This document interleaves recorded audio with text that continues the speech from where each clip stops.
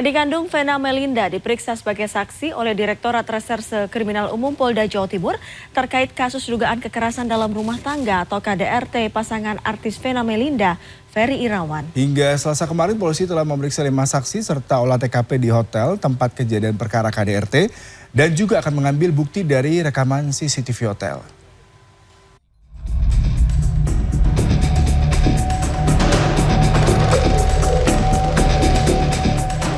Kasus dugaan kekerasan dalam rumah tangga atau KDRT yang menimpa artis Vena Melinda oleh suaminya, Ferry Irawan, terus bergulir. Selasa siang, penyidik Direktorat Reserse Kriminal Umum Polda Jawa Timur memeriksa adik kandung Vena Melinda, Reza Mahastra, selaku saksi.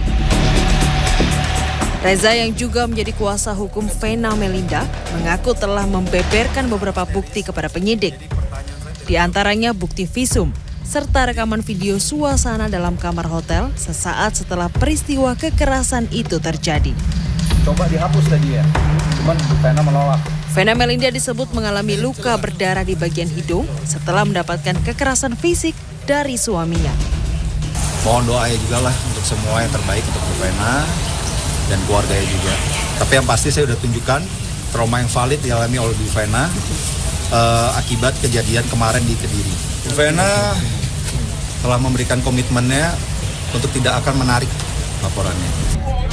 Hingga Selasa kemarin penyidik Polda Jatim telah melakukan pemeriksaan terhadap 5 saksi termasuk pegawai hotel. Polisi juga melakukan olah TKP di hotel tempat kejadian perkara dan juga akan mengambil bukti dari rekaman CCTV hotel. Sebelumnya polisi sudah mengantongi beberapa bukti dari kasus dugaan KDRT pasangan artis ini.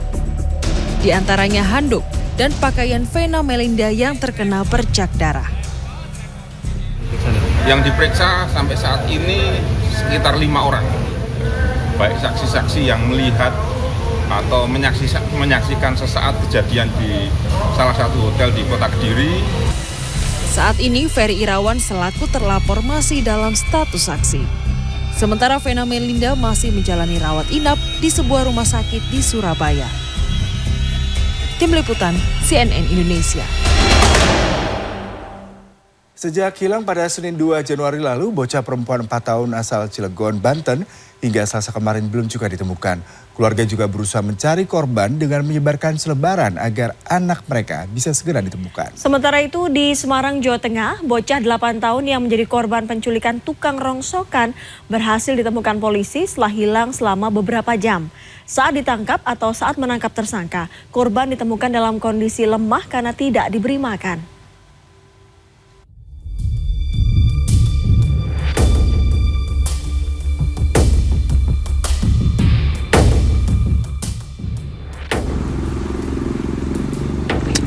Inilah upaya yang dilakukan orang tua AS, bocah perempuan berusia 4 tahun, warga Jombang Cemara, Cilegon yang hilang sejak 2 Januari lalu.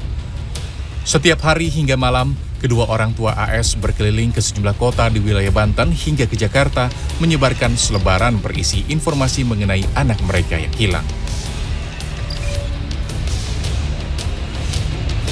Kita sudah menempelkan di daerah jalan-jalan daerah Rangkas, Majah, di daerah Kalideres, daerah Kampung Rambutan, Pasar Induk. Kita sudah nempelin di daerah sana, Pak. AS terakhir kali terlihat bersama kakak laki-lakinya di salah satu mal di kota Cilegon bersama seorang pria dewasa.